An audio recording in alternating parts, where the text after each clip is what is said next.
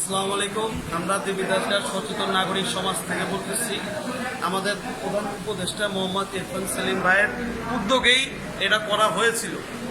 সে এখন বর্তমানে উপস্থিত নেই, কিন্তু এরকম করে বলছে যে এই প্রোগ্রামটা, চক্ষু সেবার প্রোগ্রামটা চালু করে যেতে। তো আমরা বিনামূল্যে সবাইকে চক্ষু সেবা প্রোভাইড করতেছি।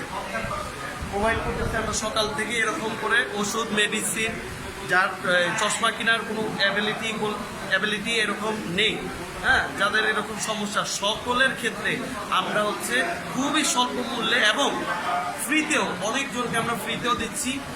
আমাদের সবার জন্য দোয়া করবেন।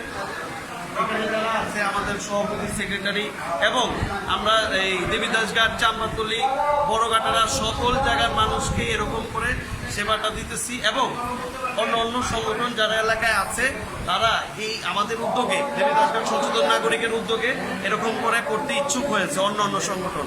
আল্লাহর রহমতে এটা ভালো উদ্যোগ। আল্লাহর রহমতে সকাল থেকে সবাই ছিল। এই যে আমাদের সাংগঠনিক সম্পাদক, আমাদের বড় ভাইরা এখানে উপস্থিত আছেন এবং ডাক্তার সাহেব আছেন। সকাল থেকে সবাই এখানে খুবই কঠোর পরিশ্রম দিয়ে যাচ্ছে। সকাল থেকেই আমাদের সভাপতি সাহেব উপস্থিত, সকলেই আছে। সবাই নাম দেখাইছেন।